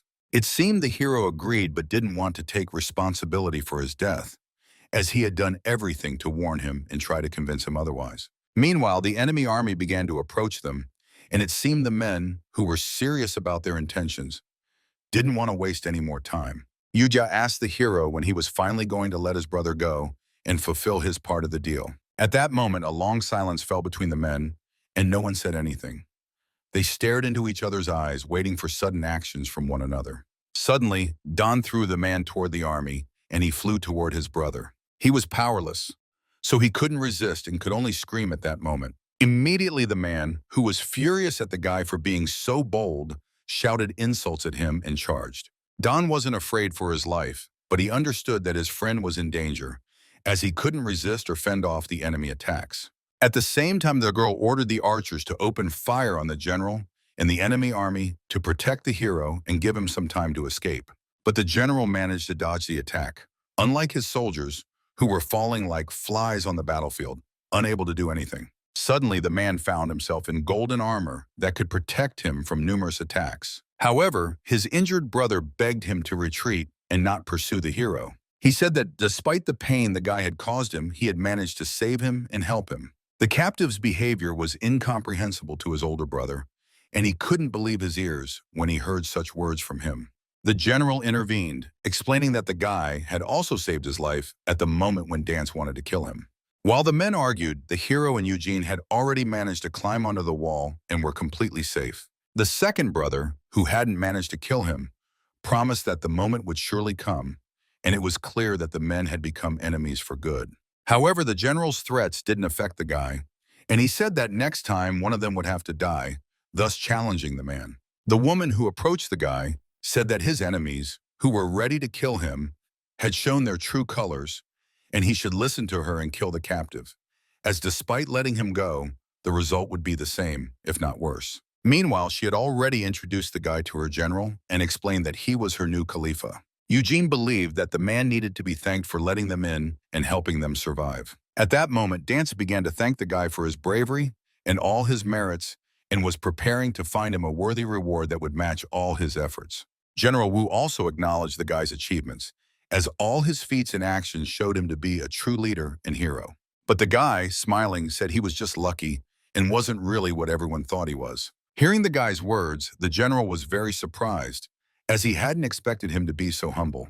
The man understood that the people had gone through a hard journey filled with trials and dangers, so he invited them to the lounge to rest and regain their strength. Moreover, it was important to take care of the soldiers, who were just as exhausted as everyone else. The girl herself wanted to learn more about the city she was in and ordered the hero to move with her. She was also interested in the size of the army and the state of the military units, as the city had been known for its military strength since ancient times. But it turned out that the number of soldiers didn't exceed 20,000, and they were all very tired, and the general feared they were in big trouble. Moreover, one of the generals had returned to another city and could no longer command their military unit, which could negatively affect future military engagements. The woman said her army needed reinforcements and asked if a 10,000-strong army could hold the city and protect it on its own. She also inquired if they had support from other regions, and it turned out that one of the military units sent by the king was already on its way to help them. It became clear that they were led by Luang, who was a very experienced warrior and had participated in many battles. However, despite the man's fame, the girl had never heard anything about him. The place from which the reinforcements were dispatched was about 5 days' journey away, so the soldiers were expected to arrive in the city soon. However, it was known that Luang had set off about 5 days ago, but had not arrived at the designated place. The man had constantly tried to hurry the general and had repeatedly sent reinforcements for him, but it was obvious that he was just trying to stall and kept making excuses. At that moment, it became clear that without the soldiers' support, who had been on the road to the city for so long, the people could get into trouble and lose the war. Meanwhile, the people managed to reach the hotel where they planned to rest and regain strength for the next task. The hero lay in his bed, resting after the tough battle and trials. Eugene was also in the room with him, constantly supporting him and having become a true friend and ally during their time together. Suddenly, there was a knock at the door. When Eugene allowed the person to enter, it became clear that it was a doctor sent by the general to examine the guy and treat any possible injuries. This was necessary, as the guy needed to regain his strength to be able to face the soldiers in the future. Moreover, if minor injuries weren't treated in time, they could develop into deeper wounds, leading to infection or worse. One couldn't neglect their health, as if the wounds began to worsen, even a good doctor wouldn't be able to heal them. However, the guy didn't want to use the doctor's services and simply thanked him for being willing to help. Eugene tried to convince the guy and urged him to listen to the man's words, as he knew what he was talking about and could help him. However, the hero understood the seriousness of the situation and promised Eugene that he would listen to him. At that moment, the guy wanted to talk about the state of the war and the condition of the city's army, which the general had mentioned the day before. It was known that the relationship between the general and his family was not very friendly, and the guy feared that the man might risk his family's lives to win the war. The hero wanted to learn more about the generals and asked the guy to tell him more, as it was a very long story. He knew that Feng had 4 homes belonging to 4 commanders, and they controlled more than half the military strength of the entire continent. He spoke of the eldest son of the family, who was the most important general of the Feng army. Moreover, he held a very noble title and commanded a vast number of soldiers, exceeding 150,000. Another man, who was the head of another family located in the east, commanded only 10 battalions of soldiers. The third was in the west and also held a very noble title, being able to command 8 battalions of soldiers. Finally, the last man commanded only 6 battalions, but his influence was no less than that of his brothers. This meant that the 4 families controlled over 400,000 soldiers, even though the royal family itself had a massive army of 200,000. In the impending war on the continent, the royal family was directly involved with a huge number of troops, part of which was sent to support the hero. However, no one expected the enemies to prepare for that battle and have a vast number of soldiers on the other side of the river. Therefore, they had the advantage, as they could surround the allied army from the riverside and keep the enemies besieged. On the riverbank, both sides entered a decisive battle on the mountainous plains, and the guy's army suffered defeat, being crushed by the enemies. However, the guy explained that that battle took place before he met him. This meant that after their victory, the enemies intended to seize the city and would soon come to attack. It was clear that the enemy army was very well prepared, and they had managed to destroy over 200,000 people from the Allied forces, who were the strongest military units in the entire city. Moreover, the guy was sure that there was a spy among them who constantly leaked information about what was happening inside the city. He also assured that gathering a vast number of soldiers to meet the army's needs and protect the city would take a lot of time, which they simply didn't have. However, the hero believed they didn't care and had much more important matters to attend to than worrying about the city's fate and the army's affairs. But Eugene didn't understand what he meant and asked again. However, the hero wasn't going to explain anything and simply pointed to the door, asking the guy to leave him alone and give him some time to rest. After sleeping all night, he didn't understand where his clothes had gone. In the morning, in his room right in front of him, he saw a strange girl and didn't understand how she had managed to come inside. It turned out she was a maid who attended to the guests at the establishment, and she had come to bring the guy new clothes ordered by the general and some delicious food. At that moment, the guy ordered the woman to leave the clothes and get out of his room, as he wanted to be alone. But the girl insisted that she wasn't going anywhere and wanted to help him get dressed, as it was her job and the general's orders. However, the guy, very angry, told the girl that he wasn't going to repeat himself and wanted to change by himself, and the woman could leave and not worry about obeying her boss. He explained that he simply wasn't used to someone caring for him like that, while the woman in turn explained that by acting this way, he could easily offend the general who wanted to please him. Meanwhile, the guy began to eat, enjoying the incredibly delicious food he had never tasted before. At that moment, important thoughts invaded his mind, not allowing him peace. Suddenly, a woman entered the room, wanting to inform the guy that they would soon be leaving the city and wouldn't wait for the arrival of the Allied forces for reinforcements. But the guy coldly replied that he wasn't interested in that information. However, the woman didn't like his tone and said she hadn't asked for his opinion on the matter, but had merely presented him with the facts. In the end, the guy asked what she wanted and what she needed from him.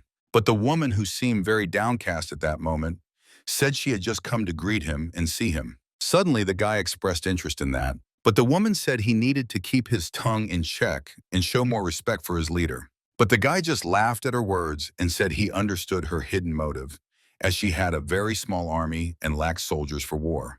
At that moment, there was silence between them, and the guy only uttered the word friend, which echoed throughout the room and resonated in the girl's heart. At that moment, she thought the guy just wanted to be her friend and was very surprised to hear such words from him. The woman couldn't get the guy's words out of her head and was delighted that he wanted to be her friend, feeling a true inner uplift at that moment. Moreover, the guy said he could allow her to be his friend and communicate with her. At that moment, the woman asked if the guy knew who she was and what he knew about her at all.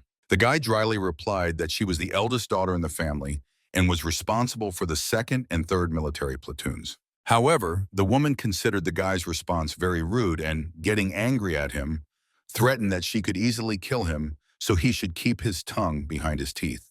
Despite the fact that the guy didn't doubt the woman's strength, he believed she wouldn't be able to kill him and was just trying to scare him. It was clear that a friend was much more reliable than any subordinates, and the relationship between friends was not the same as between a slave and his master. One could say it was something much greater. It was clear that at that moment, the guy had very few friends, and he was proud that he at least had a few. He said that when any of them faced danger, he was always ready to help, and they would do anything he wished to help him. Such relationships were exactly what the guy could accept, so he promised to sincerely help the woman. He also said he wasn't the kind of person who could deceive his friends or harm them.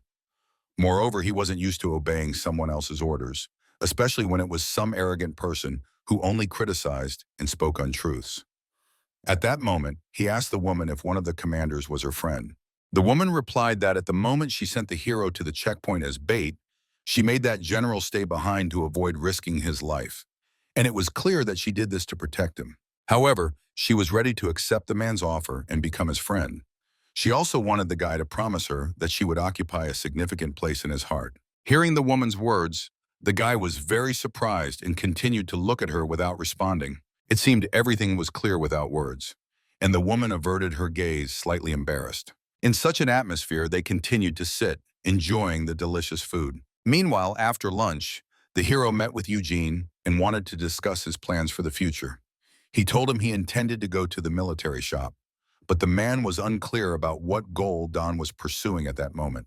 However, as it became clear, Don wanted to order special weapons that would allow him to defeat all enemies and become even stronger. At that moment, he invited Eugene to go with him and pick something out for himself as well. But the guy knew nothing about military matters and didn't even know what weapons existed in the army or if the hero wanted something exotic for himself. It became clear that the kind of weapon the guy needed didn't exist and had to be custom-made. Moreover, a large sum of money was required to purchase it, which Eugene could have. And indeed, the guy had a lot of money he inherited from his relatives and could freely dispose of it. However, the guy believed that Don could also receive a considerable sum of money from his new friend's family. Meanwhile, the men managed to find a forge where they could make their own weapons or buy something from what was available. At that moment, the man sitting there asked about the reason for their visit and was curious about what they needed and what they were looking for. Entering the forge, Don threw a bag of money at the man, thus showing his determination and that he was not just an ordinary guest. He said, showing the man a drawing on a piece of paper, that he intended to make a blade for himself that was depicted there and was ready to pay even more for its design. However, the master explained that the work was too difficult and would require a lot of time to produce. Moreover, the amount the guy was willing to pay was too high, and the master was ready to do everything as best as he could. Suddenly, explosions were heard in the city, and craters from shells appeared in the streets. A cloud of smoke rose into the air, and all the people watched in fear as what was happening unfolded. He ordered Eugene to move to cover, as the enemy army was preparing to begin the siege of the city, and the hero intended to go and see what was really happening. Meanwhile, the attacks continued, and stones flew into the city's infrastructure, destroying everything in their path. The soldiers who were on the street at that moment were crushed and dying, unable to resist. At that moment, the people needed to prepare for battle, as they were facing a massive army with countless soldiers. An alarm was sounded, and the siege began. all soldiers were ordered to start using bows for the attack. Other soldiers tried to hide from the stones and pressed against the wall, trying to wait out the fire. At that moment, the general ordered all soldiers and archers to take their positions and prepare for the attack. When the men lined up, he ordered them to open fire and shouted for them to shoot on readiness and without warning. At that moment, a hail of arrows flew toward the enemies, and the people, in a panic, realized they had no chance of escape. However, due to their sheer numbers, the losses were not significant, and the archers couldn't physically keep up with the attacks, constantly bombarded by stones from catapults. Yet the general remained unflinching, not even bothering to take cover from the enemy projectiles. He understood that the number of enemy soldiers vastly outnumbered his own, and the enemy was already at the city walls. Despite the arrows, the enemies held their ground well and continued to advance in an organized manner. At that moment, the attackers tried to use ladders to get inside the city, but the soldiers defended themselves and thwarted their plan. One of the enemy soldiers ordered the release of arrows, and their hail rained down on the heads of the defenders. The general, who had sustained injuries himself, shouted to his warriors to don their armor and beware of enemy arrows. Meanwhile, Dance noticed a guy who, unarmored, was not rushing to take cover and was merely weaving through the crowd. She couldn't understand why he was putting himself in danger and what his goal was at that moment. However, he claimed that the city was under attack, and he wasn't going to just hide in safety while his friends risked their lives fighting off the enemy. Still, the girl thought he had completely lost his mind, as he hadn't fully recovered from his injuries and lacked armor and weapons to fight. However, Eugene, who intervened in the conversation, argued that the man's wounds couldn't heal without battle, and his decision was entirely justified. Moreover, the man was a master of dark flame, and fighting stimulated his cells to regenerate, thus healing his wounds. Yet, the woman still couldn't grasp how the guy could dare to venture into such a dangerous place without taking care of his own protection and safety. Regardless of his strength and the fact that no one could stop him, she was determined to help him and fight alongside him. At that moment, the enemy soldiers managed to put their plan into action and had already climbed the wall, where they began ruthlessly killing those defending the city. The hero mercilessly took them down one by one, wielding the weapon of a dead soldier, and despite the overwhelming number of enemies, he easily countered them all. At one point, he began using his dark fire to attack, which terrified the men who had never faced such power and couldn't effectively counter him. He felt his strength regenerating, as killing brought him power and satisfaction. He fed off their energy and believed this was the best place he could be after the last battle. In that moment, he felt truly free, as he could do whatever he pleased. Thus, he genuinely enjoyed his freedom, slicing through enemies who were too afraid to approach him. It was clear that this was not a place for good people, as success felt entirely different here. He understood that only in this place could he be so fast that he activated his sacred power and pushed it to its maximum level. It seemed he was someone who had always lived only for himself and for his own sake. Suddenly, a strange energy of flame began to envelop his body, and it became clear that at that moment he felt a true spiritual elevation, realizing he was invulnerable to any attacks. At that moment, terrified people began to call him a monster and wanted nothing to do with him. When he tried to take a weapon in his hands, it was clear that it couldn't withstand his grip and simply cracked. His spiritual pressure was so strong that the ground beneath him began to crack. However, at that moment, he spotted a good sword that stood out for its quality. He understood that with his spiritual power, he could turn it into a true powerful weapon and use it in battle. It became clear that he could unleash combat waves directly at the men without even approaching them. The men realized they couldn't move, so they just stood there, waiting for the combat wave to reach them. When the explosive wave hit the men, they felt an incredibly strong blow and understood they were doomed. At that moment, one of the soldiers, who seemed to be their commander, ordered everyone to flee and save their own lives. He himself was preparing to engage the man and try to stop him. He was a man with long gray hair who laughed maliciously right in the boy's face, seemingly unafraid of him at all. The strong-looking man stood before the boy and ordered all his other warriors to step back, as he intended to handle the situation himself. He knew that the hero was a master of secret flame and planned to use this information to fight him. Moreover, he was aware that he was a general appointed by Dance herself, and he also knew that the boy had wounded the third prince the day before, tearing off his ear. That day, the warrior aimed to take the boy's head as revenge for all his fallen soldiers and friends. Additionally, it was clear that a huge reward was offered for the boy's head, and whoever brought it would claim it. At that moment, the man prepared to attack the boy and delivered a powerful blow, but the boy dodged at the last moment and remained unharmed. He was about to counterattack, but the hero was already ready for a counter and wanted to use his dark flame technique. It became clear that the man had no choice.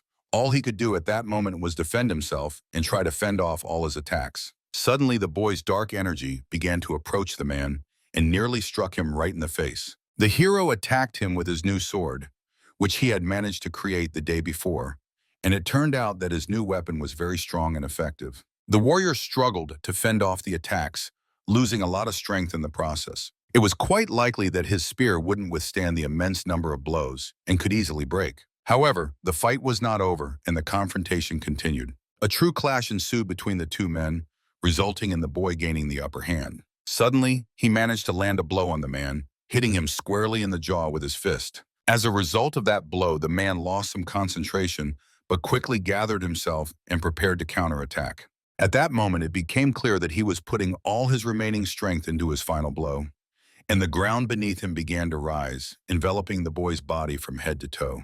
But the boy wasn't about to give up and was only using his heavenly flame technique. He managed to burn all the chunks of earth flying toward him, but the man continued to strike with his power. At that moment, he clenched his fist, and all the massive chunks of earth around him that had risen into the air flew toward the boy with tremendous force. He believed it was his victory and began to rejoice in his success. Suddenly, unexpectedly for him, the boy found himself right in front of him, placing a hand on his shoulder, preparing to counterattack. It seemed he began to drain the man's energy, and the man was only pleased. As it turned out, he was ready for such a turn of events. Suddenly, from his cloak, he pulled out his spear and attacked the boy directly in the chest, inflicting a fatal wound. From the powerful and unexpected blow, the boy flew back dozens of meters and landed on the ground amidst rubble and dust. Blood flowed from his mouth, and he began to rage at the man for resorting to such a despicable tactic. However, the man didn't care about the rules of a fair duel. For him, there were no limits. He approached the boy and, standing before him, asked if he didn't want to use his dark fire at that moment, threatening that this day would be his last. However, unexpectedly for the warrior, the boy wanted to ask him his name before he was killed. With this, he explained his last wish, and the man had no choice but to tell the truth. As it turned out, the man's name was Woot in Kui, and he was a general. He also emphasized that heroes should remember his name, as it would be the last thing he accomplished in his life. At that moment, he prepared to attack and, with a shout, aimed to strike the boy. However, at that moment, some weapon flew at him, managing to wound him right in the shoulder, causing incredible pain that immobilized his body and all his movements. Moreover, the arrow pierced his arm completely and fell to the ground beside him. The enraged man couldn't believe that someone dared to do such a thing and was ready to take revenge on whoever had done it. As it turned out, those were the hero's friends, and seeing that Don was in danger, they came to his aid and began attacking the enemy with arrows. At the moment when the enemy was distracted by the other people, it was the perfect opportunity for the hero, and he intended to take advantage of it and heal his own wounds using the dark element. However, the man didn't pay him any mind, as he believed that a mortally wounded man couldn't even get to his feet, let alone attack him. It became clear that the man's wounds were also beginning to heal, and he was going to deal with the men who dared to interfere in his business. At that moment, the boys understood that the man looked nothing like an ordinary person and was very strong in appearance. Moreover, they had never seen a worthy opponent who could give the heroes a run for their money, so they knew they had to be cautious. But there was no time to hesitate, and one of the men charged at the man, wielding his sword, which glowed with red energy. Alongside him, his friend tried to strike with his bow, hitting the man while covering his partner. But at the moment when the boy got close to the man and tried to attack him, the man easily deflected his attack with his spear. A long pause ensued between them, during which they locked eyes. It became clear that the enemy's eyes shone with a strange light, and at that moment he was incredibly strong, feeling a spiritual elevation. He easily deflected the boy's attack, sending him a few meters back. Just at that moment, when the boy was trying to maintain his concentration, he attacked him and swung his spear. One might think that the man was beyond help, but at that moment the archer landed another precise shot and managed to hit the man, stopping his attack and saving his friend's life. Seeing and understanding that the archer was a very precise and skilled shooter, the warrior was preparing to shift his focus onto him. At that moment, the soldiers who had been standing by realized that the hero was exhausted and couldn't resist, so they decided to take advantage of this moment and launch an unexpected attack on him. However, the boy was not afraid, and as expected, he was ready for such a turn of events and was just waiting for the enemies to come to him. But the soldiers, whose heads were clouded by victory and the thought of how they would kill the boy, forgot all dangers and charged straight at him. When they got close enough to strike, the boy, gathering his strength, engaged them in battle. It became clear that his wounds had healed, and he could continue fighting with renewed vigor. The boy could easily deal with a massive number of enemies, draining and feeding off their energy. It became clear that his powers were becoming incredible, and he could easily recover to the level he had when he first entered the fight. As he drained the life from people, he felt an incredible surge of energy and pleasure, and at that moment he felt better than ever. However, when the enemy saw the boy enter the fight with his newfound strength, he realized that he had used healing power to mend his wounds. Yet he didn't understand how the boy could do that in such a short time or how he could heal himself. He turned back to the boy, diverting his attention from the helpless people around him who couldn't do anything and were only dying under his devastating attacks. He claimed to be the boy's true opponent and was preparing to engage him in battle once more. It was clear that his strength had also reached a new level, and he had many tricks up his sleeve that he could use. Taking advantage of the moment the boy was distracted by the soldiers, he prepared to strike and hit the boy from behind. However, at the last moment, the boy managed to notice the man who was flying toward him with incredible speed. It became clear that he was ready for such an attack and had already devised a response to his strike. Just at that moment, when the man managed to get close to the boy, a massive explosion erupted, and the shockwave knocked him back, causing irreparable damage to his body and armor. However, at that moment, the warrior didn't understand why the boy decided to end the battle this way, and seemed to have resigned himself to the fact that this was his victory, and the boy simply fled the battlefield. But unexpectedly for him, a warrior jumped out from the dust, pleading for help. At that moment, the boy appeared as well, putting all his strength into a strike, trying to attack the man. Wood In Kui, who was not ready for such a turn of events, failed to block the boy's attack and received a minor wound that did not harm his body. He addressed the boy, telling him not to use his own fire, explaining that it couldn't harm him and didn't affect his body. Suddenly, behind him, the hero's friend appeared, preparing to attack him again. However, this time the man managed to dodge the strike, and the attack went wide.